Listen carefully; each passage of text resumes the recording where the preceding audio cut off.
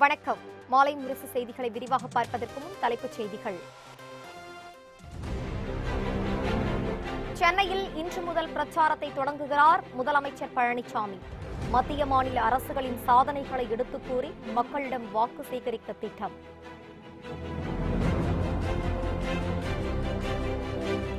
சென்னையில் ஸ்டாலினை சந்தித்து வாழ்த்து பெற்றார் கார்த்தி சிதம்பரம். சிவகங்கை தொகுதியில் காங்கிரஸ் வெற்றி நிலவரம் குறித்து ஆலோசனை.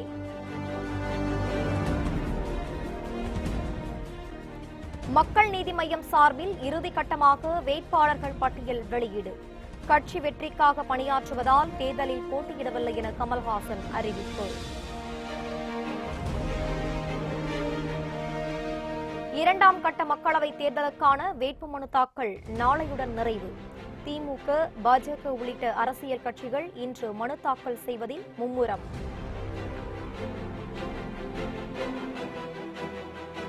ராகுல் காந்தி தலைமையில் காங்கிரஸ் காரிய கமிட்டி இன்று கூடுகிறது. தேர்தல் அறிக்கையை இறுதி செய்து வெளியிடுவது குறித்து ஆலோசனை.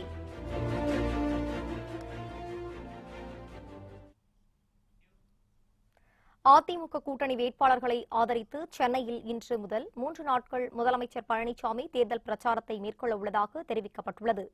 அதிமுக மற்றும் கூட்டணி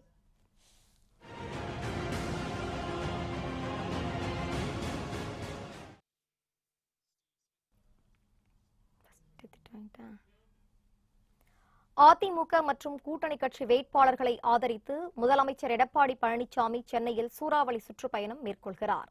இதற்காக பிரச்சார பயண பட்டியல் வெளியிடப்பட்டுள்ளது. அதன்படி இன்று மாலை 3 மணிக்கு பிரச்சாரத்தை தொடங்கும் முதலமைச்சர் ராயபுரம், ஆர்கே நகர், திருவொற்றியூர், பெரம்பூர், திருவிக நகர், துறைமுகம் பகுதிகளில் வாக்கு சேகரிக்கிறார். இதனையடுத்து நாளை காலை 8 மணிக்கு பிரச்சாரத்தை தொடங்கும் முதலமைச்சர் எடப்பாடி பழனிசாமி சேப்பாக்கம், திருவல்லிக்கேணி, எழும்பூர், அண்ணாநகர், கோயம்பேடு, ரேஸ்கோர்ஸ், மத்திய கைலாஷ், திருவான்மியூர், விருகம்பாக்கம், தீநகர், கோடம்பாக்கம் பகுதிகளில் பிரச்சாரம் மேற்கொள்கிறார். இதனைத் தொடர்ந்து 27ஆம் தேதி சோழிங்கநல்லூரில் காலை 8:30க்கு பிரச்சாரத்தை தொடங்கும் முதலமைச்சர் திருப்போரூர், மாமல்லபுரம், திருக்கழுக்குன்றம், தாம்பரம், பல்லாவரம், கிண்டி, போரூர், பூந்தமல்லி, திருமழிசை, வெள்ளவேடு, ஆவடி, அம்பத்தூர், செங்குன்றம் பகுதிகளில் தீவிர வாக்கு சேகரிப்பில் ஈடுபடுகிறார்.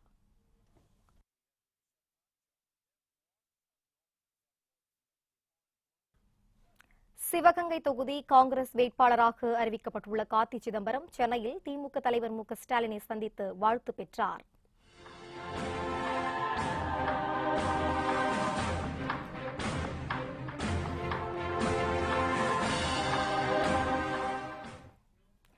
நீண்ட இழுபறிக்கு பிறகு சிவகங்கை மக்களவை தொகுதியில் காங்கிரஸ் வேட்பாளராக கார்த்தி சிதம்பரம் போட்டியிடுவார் என்று அறிவிக்கப்பட்டுள்ளது.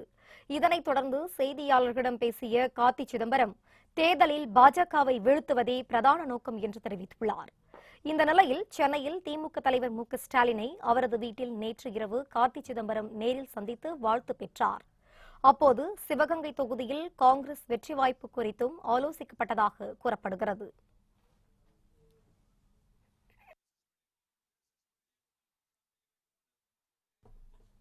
வரக்கூடிய தேர்தலில் தாம் போட்டியிடப் போவதில்லை என்று மக்கள் நீதி மய்யம் கட்சியின் தலைவர் கமல்ஹாசன் அறிவித்துள்ளார்.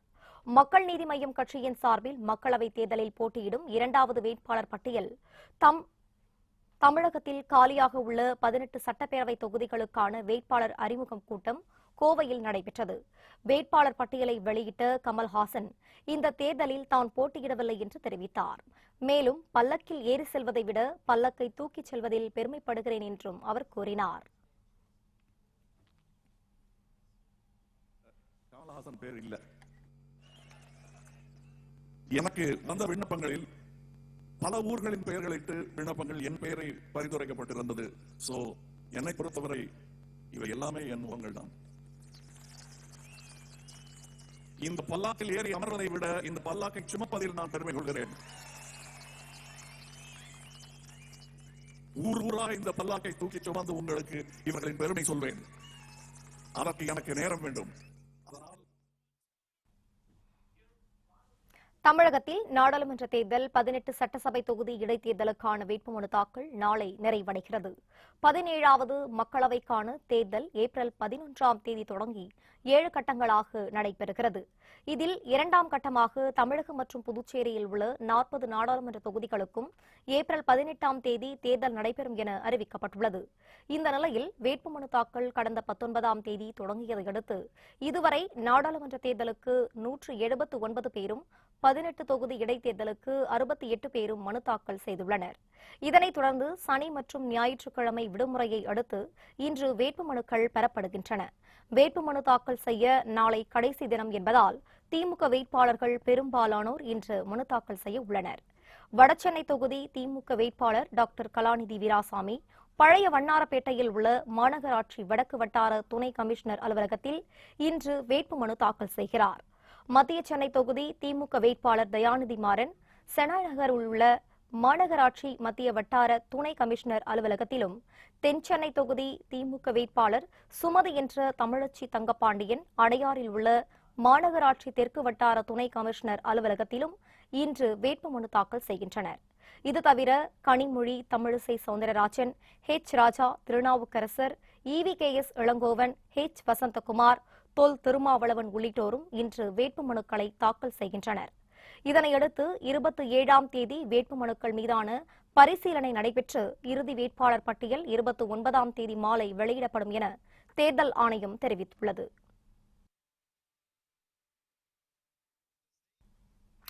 டெல்லியில் அகில இந்திய காங்கிரஸ் கட்சியின் அதிகாரமிக்க காரிய கமிட்டி கூட்டம் இன்று நடைபெறுகிறது.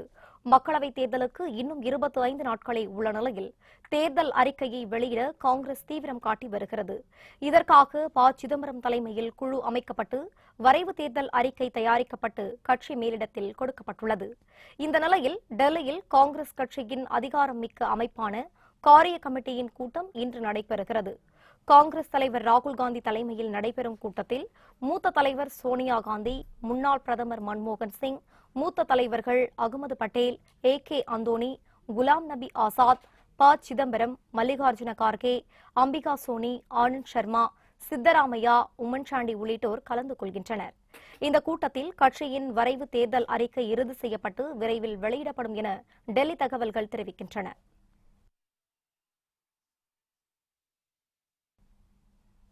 தமிழகத்தில் தேர்தல் களம் சூடுபிடித்துள்ள நிலையில் முக்கிய கட்சிகளின் பிரச்சாரம் தொடர்பான சுருக்கமான தகவல்களை தற்போது காணலாம். கச்சத்தீவை இலங்கைக்கு தாரை வார்த்துவிட்டு மீனவர்களுக்காக ஸ்டாலின் நீலி கண்ணீர் வடிப்பதாக அமைச்சர் OS மணியன் விமர்சித்தார். நாகை மாவட்டம் சீர்காழியில் மயிலாடுதுறை தொகுதி அதிமுக வேட்பாளர் ஆசைமணியை ஆதரித்து வைத்தீஸ்வரன் கோவிலில் பேசிய அவர் தமிழர்களின் ஜீவாதார பிரச்சினைகளை திமுக தீர்த்ததுண்டா என்று கேள்வி எழுப்பினார். வெற்றி பெறச் செய்து அதன் மூலம் கொடுக்கவில்லை. இந்திரா காந்தி அம்மையார் தன்னுடைய சுய அதிகாரத்தை பயன்படுத்தி இலங்கைக்கு தாரை வார்த்தார். அன்றைக்கு முதலமைச்சர் யார்? திராவிட முன்னேற்ற கழகத்துடைய தலைவர் கருணாநிதி அவர்கள். அந்த முதலமைச்சர் கருணாநிதி அவர்கள் தான் இன்றைக்கு கச்சத்தீவை தாரை வார்த்துவிட்டு இன்றைக்கு அவருடைய மகன் ஸ்டாலின் மீனவர்களுக்காக நீலி கண்ணீர் வடிக்கிறார். நம்பி விடாதீர்கள். இதனிடையே அம்மா என்றால் ஜெயலலிதா என்றும் அண்ணி என்றால் பிரேமலதா என்றும் அமைச்சர் ராஜேந்திர பாலாஜி தெரிவித்தார். விருதுநகர் மக்களவை தொகுதி நிர்வாகிகள் ஆலோசனைக் கூட்டத்தில் பேசிய அவர் ராமன் கண்ட சீதை போல, MGR கண்ட ஜானகி போல, விஜயகாந்த் கண்ட சீதை பிரேமலதா விஜயகாந்த் என்றும் அவர் தெரிவித்தார். இந்த கூட்டத்தில் பேசிய பிரேமலதா விஜயகாந்த் MGR இருக்கும் வரை திமுக ஆட்சிக்கு வர முடியவில்லை என்றும் தேமுதிக கட்சி துவங்கியதில் இருந்து இதுவரை திமுக சட்டமன்றம், நாடாளுமன்றத்தில் வெற்றி பெற முடியவில்லை என்றும் கூறினார். சென்னை சாதிக் பாஷா கொலைக்கு யார் காரணம் எனவும் அவர் கேள்வி எழுப்பினார். சென்னையில் அண்ணா நகரில் திரு சாதிக் பாட்ஷா என்ற ஒரு குடும்பத்தின் கொலைக்கு யார் காரணம் அப்படிங்கறத நீங்க ஒத்துக்க முடியுமா? இதை பகிரங்கமாக ஒத்துக்கொண்டு விட்டு பிறகு நமது இப்போது முதல்வராக இருக்கும் அண்ணன் எடப்பாடி மேல நீங்க அந்த குற்றச்சாட்டை வைங்க. இந்த நிலையில் திருநெல்வேலியில் நடைபெற்ற கிறிஸ்துவ பிரார்த்தனை கூட்டத்தில் பேசிய அதிமுக வேட்பாளர் மனோஜ் பாண்டியன், இறைவன் என்னோடு இருக்கிறார் எனவும் மக்கள் நலனுக்காகவே தன்னுடைய பிரார்த்தனை இருக்கும் என்றும் தெரிவித்தார். சென்னையில் மீனம்பாக்கம் வரை ஓடும் மெட்ரோ ரயில் சேவை தாம்பரம் வரை நீட்டிப்பு செய்யப்படும் என ஸ்ரீபெரும்புதூர் திமுக வேட்பாளர் TR பாலு வாக்குறுதி அளித்தார். பல்லாவரத்தில் நடைபெற்ற அனைத்து கூட்டணி கட்சியினர் களப்பணியாளர்கள் கூட்டத்தில் அவர் இதனை தெரிவித்தார். முதலமைச்சராக இருந்த நேரத்தில் மெட்ரோ ரயில் திட்டம் இந்த பகுதிக்கு வந்தது. அது சென்னை விமான நிலையத்தோடு நிற்பது மட்டுமல்ல, விமான நிலையத்திலிருந்து தாம்பரம் வரை கொண்டு செல்கின்ற முயற்சியை நிச்சயமாக செய்து முடிப்பேன் என்று, அடுத்த 5 ஆண்டுக்குள் செய்து முடிப்பேன் என்று நம்முடைய மக்களுக்கு நான் உறுதி கூற விரும்புகிறேன்.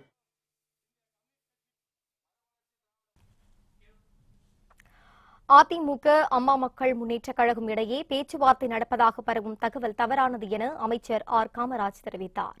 நாகை மாவட்டம் கீழ்வேளூர் அதிமுக சார்பாக செயல் வீரர்கள் கூட்டம் நடைபெற்றது. இதில் உணவுத்துறை அமைச்சர் ஆர் காமராஜ் பங்கேற்றார். பின்னர் செய்தியாளர்களிடம் பேசிய அவர், அதிமுகவுடன் அம்மா மக்கள் முன்னேற்றக் கழகத்தில் தினகரனுக்கு ஆளே இல்லை எனவும் அதிமுகவின் பக்கமே உண்மையான தொண்டர்கள் உள்ளதாகவும் தெரிவித்தார். இல்லாத செய்தி, அவருடைய ஆசையா இருக்கலாம். அதிமுக தொண்டர்லாம் ஒன்னாதான் இருக்கும். அதுல இங்க வேற இணையத்துக்கு எங்க வேலை என்ன இருக்கு? அவர் எங்க இருக்க? அவங்க கட்சி ஏதோ ஆளி ஏதோ விட்ட. நான் எங்களை பொறுத்தவரை வலுவாக இருக்கிறோம். அதிமுக அம்மாவுடைய தொண்டர்கள், புரட்சி எம்ஜிஆர் அவர்களுடைய தொண்டர்கள், அதிமுகவுடைய தொண்டர்கள் எல்லாம் அனைத்து அண்ணா திராவிட முன்னேற்ற கழகத்தில் தான் இருக்கிறார்கள். இது தேர்தலுக்கு பின்னால் உங்களுக்கு தெரியும்.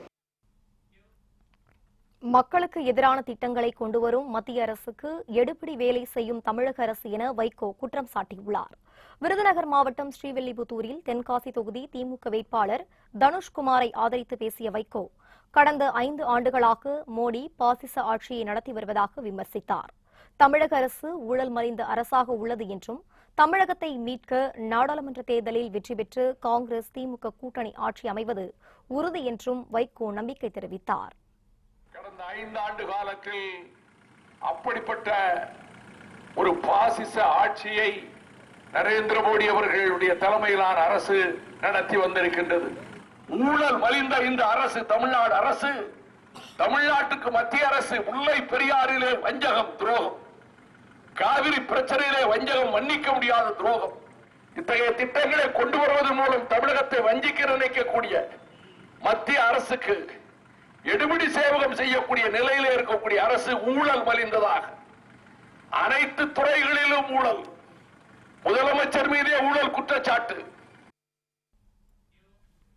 இதேபோல் மதுரை நாடாளுமன்ற தேர்தல் பிரச்சார கூட்டத்தில் பேசிய வைகோ, இந்த தொகுதியில் நிற்கும் மார்க்சிஸ்ட் கட்சி வேட்பாளர் வெங்கடேசன் கீழடி நாகரிகம் குறித்து எழுதிய பின்னர்தான் தமிழர் நாகரிகம் உலகுக்கு தெரியவந்ததாக புகழாரம் சூட்டினார். ஹரப்பா அகழ்வுகளிலே கண்டறியப்பட்டது திராவிட நாகரிகம். ஈராஸ் பாதிரியார் கூறினார், சிந்துவெளி நாகரத்தை போல வைகநதி நாகரிகம் என்று ஆனந்த விகடன் பத்திரிகையிலே 11 வாரம் எழுதிய தலை சிறந்த எழுத்தாளனுக்குத்தான் மதுரை மண்டலம் நாடாளுமன்றத்துக்கு அனுப்பி வையுங்கள். தமிழனின் குரல், பண்பாட்டு குரல், வரலாற்று குரல், தமிழனுடைய கடந்த கால பெருமையின் குரல், தமிழனுடைய மாட்சி, தமிழனுடைய மாண்பு, தமிழனுடைய பெருமை, தமிழனுடைய வரலாறு அனைத்தையும் சொல்லக்கூடிய முழு தகுதியுள்ள ஒரு வேட்பாளரை தந்திருக்கிற மார்க்சிஸ்ட் கம்யூனிஸ்ட் கட்சிக்கு நான் சல்யூட் வைத்து வணக்கம் செலுத்துகிறேன். தொகுதி பிரச்சினைகளை ஒரு சகோதரியாக தன்னிடம் கூறுங்கள் என்றும், அவை உடனுக்குடன் தீர்த்து வைக்கப்படும் எனவும் தென் சென்னை திமுக வேட்பாளர் தமிழச்சி தங்கப்பாண்டியன் தெரிவித்துள்ளார். தென் சென்னை மக்களவைத் தொகுதியில் திமுக சார்பில் தமிழச்சி தங்கப்பாண்டியன் போட்டியிடுகிறார். இந்நிலையில் சென்னை பாலவாக்கத்தில் அமைக்கப்பட்டுள்ள தேர்தல் பணிமனை அலுவலகத்தை வேட்பாளர் தமிழச்சி தங்கப்பாண்டியன் திறந்து வைத்தார். பின்னர் பேசிய அவர், குடும்பத்தில் உள்ள அக்கா தங்கைகளிடம் பிரச்சனைகளை உரிமையோடு கேட்பது போல தொகுதியில் உள்ள பிரச்சனைகள் குறித்து உரிமையோடு என்னிடம் கூறுங்கள் என்று கேட்டுக் கொண்டார். மேலும் தொகுதி பிரச்சனைகள் உடனுக்குடன் தீர்த்து வைக்கப்படும் என உறுதியளித்தார். இந்த நிகழ்ச்சியில் சட்டமன்ற உறுப்பினர் மா சுப்பிரமணியன் உட்பட கூட்டணி கட்சி நிர்வாகிகள் கலந்து கொண்டனர். செல்லும் பொழுது ஏதாவது என்னிடத்திலே குறை இருந்தாலும் சரி அல்லது செய்யாமல் இருந்தாலும் சரி, உரிமையோடு அக்கா நீங்கள் செய்யவில்லையே, அக்கா இது அப்படி என்று நீங்கள் என்னை நிறுத்தி கூட கேட்கலாம். ஏனென்றால் உங்கள் பகுதி பெண், உங்களுக்காக உங்களோடு இணைந்து பணியாற்ற வந்திருக்கின்ற பெண், உங்களோடு சேர்ந்து உங்கள் அனைவருடைய ஒத்துழைப்போடு மிக குறிப்பாக வட்டங்கள், வாக முகவர்கள், பகுதி வட்டச் செயலாளர்கள், சட்டமன்ற உறுப்பினர், இப்படி அத்துணை பேருடைய ஒத்துழைப்பிலும் தான் பெரும் நம்பிக்கை வைத்து நான் இந்த களத்தில் இறங்கி இருக்கின்றேன். உங்கள் அத்துணை பேரின் அன்பான ஆதரவு எனக்கு இருக்கும் என்று தெரியும். கர்நாடகத்தின் மதச்சார்பற்ற ஜனதா தளத்தின் சட்டமன்ற உறுப்பினர் ஒருவர் மோடி மோடி என முழக்கமிடுவோரின் தாடையை பெயர்க்க வேண்டும் என கூறியுள்ளது சர்ச்சையை ஏற்படுத்தியுள்ளது. கர்நாடகத்தில் மக்களவைத் தேர்தல் ஏப்ரல் 18, 23 ஆகிய தேதிகளில் 2 கட்டங்களாக நடைபெறவுள்ளது. இதை முன்னிட்டு அரிசிக்கரையில் தேர்தல் பொதுக்கூட்டத்தில் பேசிய மதசார்பற்ற ஜனதா தள கட்சி சட்டமன்ற உறுப்பினர் சிவலிங்க கவுடா ஒவ்வொருவரின் வங்கிக் கணக்கிலும் 15 லட்சம் ரூபாய் போடுவதாக சொன்ன வாக்குறுதியை மோடி நிறைவேற்றினாரா என கேள்வி எழுப்பினார். மோடி மோடி என முழக்கமிடுவோரின் முகத்தில் குத்தி தாடையை பெயர்க்க வேண்டும் என கூறினார். சட்டமன்ற உறுப்பினர் ஒருவர் இவ்வாறு பேசியிருப்பது சர்ச்சையை ஏற்படுத்தியுள்ளது. சிவலிங்க கவுடாவின் பேச்சுக்கு கர்நாடக பாஜக கண்டனம் தெரிவித்துள்ளது. கர்நாடகத்துக்கு பிரதமர் மோடி வரும்போது அவர் மீது கல்லெறியும்படி குண்டர்களை சிவலிங்க கவுடா தூண்டிவிடுவதாகவும் பாஜக குற்றம் சாட்டியுள்ளது.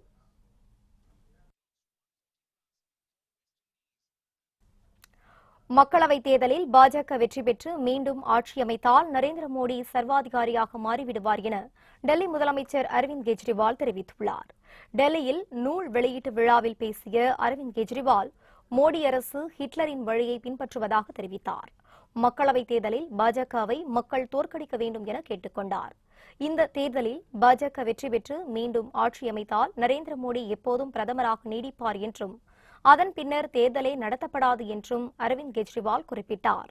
டெல்லியின் 7 மக்களவை தொகுதிகளுக்கும் ஒரே கட்டமாக மே 12ஆம் தேதி தேர்தல் நடைபெற உள்ளது என்பது குறிப்பிடத்தக்கது.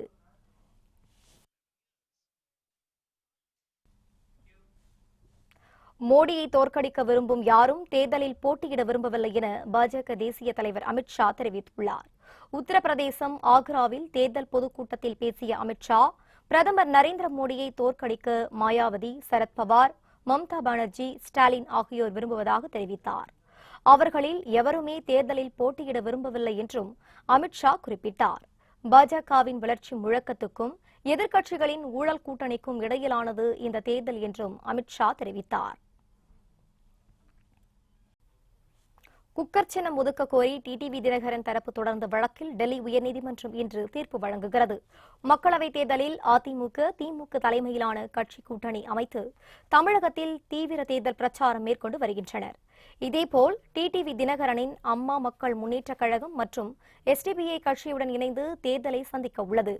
இந்த தேர்தலில் அம்மா மக்கள் முன்னேற்றக் கழகத்திற்கு குக்கர் சின்னத்தை ஒதுக்க கோரி டிடிவி தினகரன் உச்சநீதிமன்றத்தில் வழக்கு தொடர்ந்தார். இதனை விசாரித்த நீதிபதி குக்கர் சின்னம் தொடர்பாக டெல்லி நீதிமன்றத்தை நாடுமாறு அறிவுறுத்தியது. இந்த வழக்கை விசாரித்த டெல்லி உயர்நீதிமன்றம் தினகரன் தரப்புக்கு குக்கர் சின்னம் ஒதுக்குவது தொடர்பாக தேர்தல் ஆணையம் 1 வாரத்திற்குள் பதிலளிக்க வேண்டும் என உத்தரவிட்டது. இந்த நிலையில் வழக்கு விசாரணை இன்று நீதிமன்றத்தில் வரவுள்ளதால் தினகரன் தரப்புக்கு குக்கர் சின்னம் கிடைக்குமா என்பது தெரியவரும்.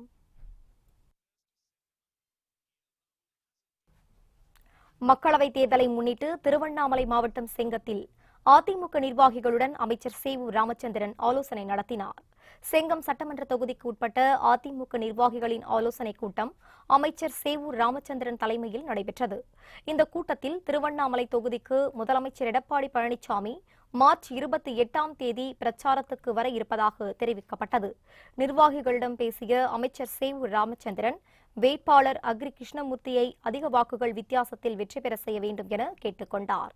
இதேபோல் விழுப்புரம் மாவட்டம் உளுந்தூர்பேட்டையில் அதிமுக கூட்டணி கட்சி பிரதிநிதிகளின் ஆலோசனைக் கூட்டம் நடைபெற்றது. இதில் அமைச்சர் சி.வி. சண்முகம் மற்றும் கூட்டணி கட்சியினர் கலந்து கொண்டனர். பாமக வேட்பாளர் வடிவேல் ராவணனை அதிக வாக்குகள் வித்தியாசத்தில் வெற்றி பெற செய்ய பாடுபட வேண்டும் என நிர்வாகிகளுக்கு வேண்டுகோள் விடுக்கப்பட்டது. மக்களவைத் தேர்தல் நெருங்குவதையொட்டி பல்வேறு இடங்களில் பிரச்சாரங்கள் களை கட்ட தொடங்கியுள்ளது. தேர்தல் பிரச்சாரங்களின் ஒரு சில சிதறல்களை தற்போது காணலாம்.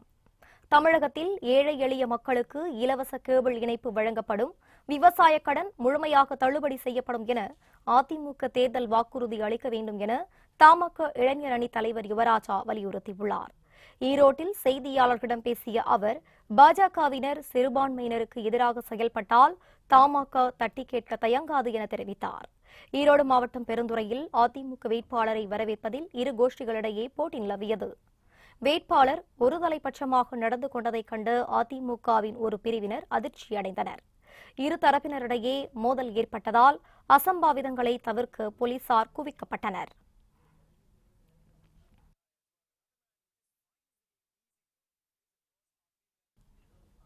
மக்களவைத் தேர்தல் நெருங்குவதையொட்டி அனைத்துக் கட்சி வேட்பாளர்களின் அறிமுக கூட்டம் பிரச்சாரங்கள் தீவிரமடைந்துள்ளன. அதிமுகவுடனான பாமக கூட்டணி பாமகவிற்கு மட்டுமல்லாமல் தமிழ்நாட்டில் உள்ள 2.5 கோடி வன்னியர்கள் மீது விழுந்த கரை என கிருஷ்ணகிரியில் தமிழ்நாடு விவசாய தொழிலாளர்கள் கட்சித் தலைவர் பொன்குமார் கூறினார். பேரம் பேசும் அரசியலுக்கு இந்த தேர்தல் முற்றுப்புள்ளி வைக்க வேண்டும் எனவும் திமுக தலைமையிலான கூட்டணி மத்தியிலும் மாநிலத்திலும் ஆட்சி அமைக்கும் என்றும் நம்பிக்கை தெரிவித்தார். 40 நாடாளுமன்ற தொகுதிகளிலும் வெற்றி பெறுவதற்கான களப்பணிகளை தமிழ்நாடு முழுவதும் விவசாயிகள் தொழிலாளர் கட்சியினுடைய நிர்வாகிகளும் தொண்டர்களும் பணியாற்றி வருகிறார்கள். அதிமுக தலைமையில் இருக்கிற கூட்டணிகள் பொருந்தா கூட்டணி. இந்த தேர்தலில் மோடி தோற்கடிக்கப்பட வேண்டும். கடலூர் மாவட்டம் சிறுப்பாக்கம் சோதனைச் சாவடியில் தேர்தல் பறக்கும் படையினர் வாகன தணிக்கை நடத்தினர். அப்போது மங்களூர் வடக்கு ஒன்றிய திமுக செயலாளர் சின்னசாமி உரிய ஆவணங்களின்றி கொண்டு சென்ற 1,30,000 ரூபாய் பணம் பறிமுதல் செய்யப்பட்டது. கொடைக்கானலில் நடைபெற்ற அதிமுக வேட்பாளர் அறிமுக கூட்டத்தில் அமைச்சர் திண்டுக்கல் சீனிவாசன் கலந்து கொண்டார். அப்போது அமைச்சர் முன்பே தொண்டர்கள் இருக்கை கான் மோதிக்கொண்ட சம்பவம் மற்றும் மாஜி எம்எல்ஏ தூண் விழுந்த நிகழ்வு உள்ளிட்ட பல சொதப்பல்களை கொண்டதாக அறிமுக கூட்டம் நடைபெற்றது.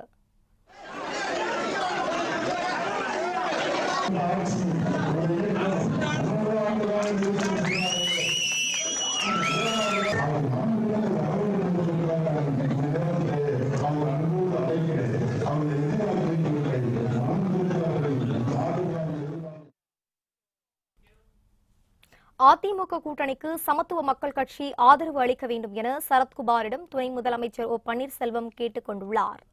சென்னை கொட்டிவாக்கத்தில் உள்ள சரத்குமார் இல்லத்துக்கு துணை முதலமைச்சர் ஓ பன்னீர்செல்வம், அமைச்சர் ஜெயக்குமார் ஆகியோர் திடீரென சென்றிருந்தனர். அப்போது நாடாளுமன்ற தேர்தலில் அதிமுக கூட்டணிக்கு சமத்துவ மக்கள் கட்சி ஆதரவு அளிக்க வேண்டும் என சரத்குமாரிடம் ஓ பன்னீர்செல்வம் கேட்டுக் கொண்டார். இது தொடர்பாக இன்று நடைபெறும் சமத்துவ மக்கள் கட்சியின் மாவட்ட செயலாளர்களின் கூட்டத்திற்கு பிறகு நல்ல முடிவை அறிவிப்பதாக சரத்குமார் கூறினார். அதன்படி இன்று நடைபெறும் கூட்டத்தில் நாடாளுமன்ற தேர்தலில் அதிமுக கூட்டணிக்கு ஆதரவு அளிப்பது குறித்த முக்கிய முடிவை சரத்குமார் அறிவிப்பார் என கூறப்படுகிறது. நாடாளுமன்ற தேர்தலில் சரத்குமார் தலைமையிலான அகில இந்திய சமத்துவ மக்கள் கட்சி தனித்து போட்டியிடுவதாக அறிவித்திருந்தது குறிப்பிடத்தக்கது.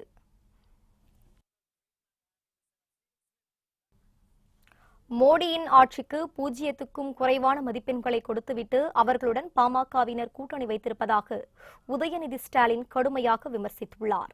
கடலூர் மக்களவை தொகுதியில் போட்டியிடும் வேட்பாளர் ஸ்ரீ ரமேஷை ஆதரித்து நெல்லிக்குப்பத்தில் பிரச்சாரத்தில் ஈடுபட்ட அவர் பொள்ளாச்சி பாலியல் விவகாரத்தில் துணை சபாநாயகர் பொள்ளாச்சி ஜெயராமன் மகன் பிரவீனை கைது செய்ய வேண்டும் என்றும் வலியுறுத்தினார். மிகப்பெரிய நாமத்தை போட்டாரு. அவரை மன்னிச்சு விட்டுறீங்களா? ஒரு வாட்டி வாக்களிச்சிருக்கீங்க, 50 வருஷம் இந்தியா பின்னாடி கொண்டு போயிட்டாரு. இன்னொரு வாட்டி அந்த தப்ப செய்யுங்களா?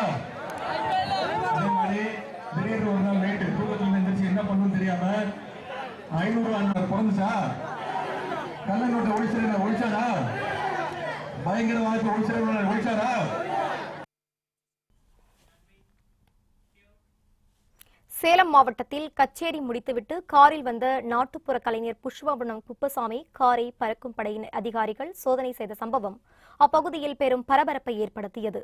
சேலம் மாவட்டம் ஜலகண்டபுரத்தில் கோவில் கும்பாபிஷேகம் நடைபெற்றது. இதில் புஷ்பவனம் குப்புசாமி தம்பதியினரின் கச்சேரி நடைபெற்றது. பின்னர் அதற்கான தொகை 50,000 ரூபாயை பெற்றுக்கொண்டு இருவரும் காரில் திரும்பிக் கொண்டிருந்தனர். தாரமங்கலம் செல்லும் சாலையில் வாகன சோதனையில் ஈடுபட்ட பறக்கும் படை அதிகாரிகள் காரை நிறுத்தி அதிலிருந்து 57,000 ரூபாயை பறிமுதல் செய்தனர். இதனால் புஷ்பவனம் குப்புசாமி பறக்கும் படை அதிகாரிகளுடன் வாக்குவாதத்தில் ஈடுபட்டார். அங்கு வந்த கோவில் நிர்வாகிகள் தாங்கள்தான் பணம் கொடுத்ததாக கூறியதை அடுத்து பறிமுதல் செய்த பணத்தை அதிகாரிகள் திருப்பிக் கொடுத்தனர்.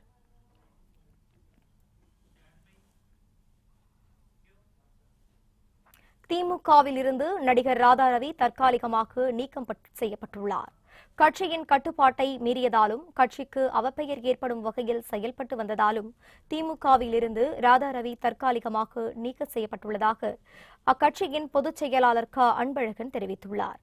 கொலையுதிர் காலம் பட ட்ரெய்லர் வெளியீட்டு விழாவில் நடிகை நயன்தாரா பற்றி அவதூறாக பேசியதால் அவர் மீது கட்சி ஒழுங்கு நடவடிக்கை எடுத்துள்ளது குறிப்பிடத்தக்கது. இதனிடையே ராதாரவிக்கு கண்டனம் தெரிவித்துள்ள மு.க.ஸ்டாலின் திமுகவினர் கண்ணியம் குறையாத வகையில் கருத்துக்களை தெரிவிக்க வேண்டும் என அறிவுறுத்தியுள்ளார்.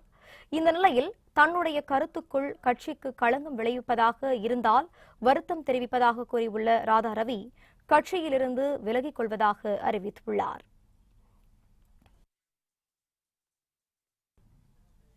பல்லடம் நகரில் அரசு மதுபான கடையில் குடித்துவிட்டு ரகளையில் ஈடுபட்ட நபருக்கு பொதுமக்கள் தர்ம அடி கொடுத்து போலீசாரிடம் ஒப்படைத்தனர். திருப்பூர் மாவட்டம் பல்லடம் பணப்பாளையத்தில் உள்ள அரசு மதுபான கடைக்கு சென்ற தாமரை செல்வன் என்பவர் மது அருந்திவிட்டு அங்கிருந்த டேபிள் சேர்களை அடித்து நொறுக்கியுள்ளார். அதை தடுக்க சென்ற கடை ஊழியர்களுக்கு அவர் கொலை மிரட்டல் விடுத்ததாக கூறப்படுகிறது. இதையடுத்து அங்கிருந்த பொதுமக்களும் கடை ஊழியர்களும் அந்த நபரை பிடித்து தர்ம அடி கொடுத்தனர். இதுகுறித்து தகவல் அறிந்து அங்கு வந்த போலீசார் ரகளையில் ஈடுபட்டவரை மீட்டு காவல் நிலையத்திற்கு அழைத்து சென்று விசாரணை நடத்தினர்.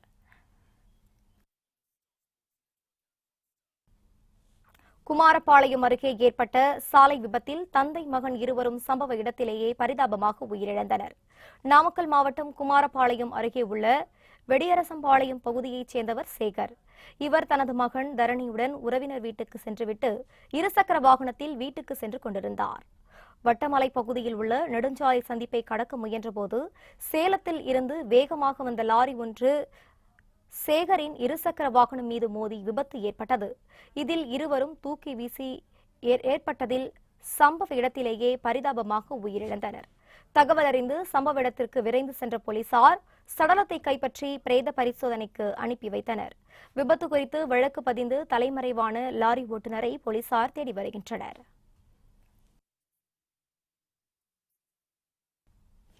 சென்னை செங்குன்றத்தில் காவல் நிலையம் அருகே உள்ள மதுக்கடையின் சுவரை துளையிட்டு 4.25 லட்சம் ரூபாய் பணம் கொள்ளையடிக்கப்பட்டுள்ளது அதிர்ச்சியை ஏற்படுத்தியுள்ளது.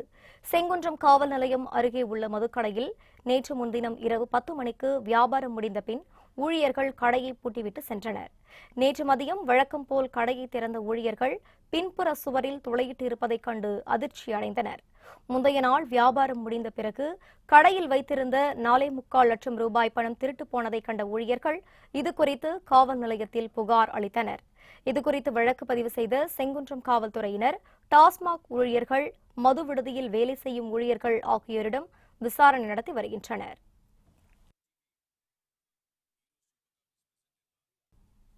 புத்தம் புதிய செய்திகள் அவ்வப்போது முழுமையாக மாலை முரசு தொலைக்காட்சி வழங்கும்.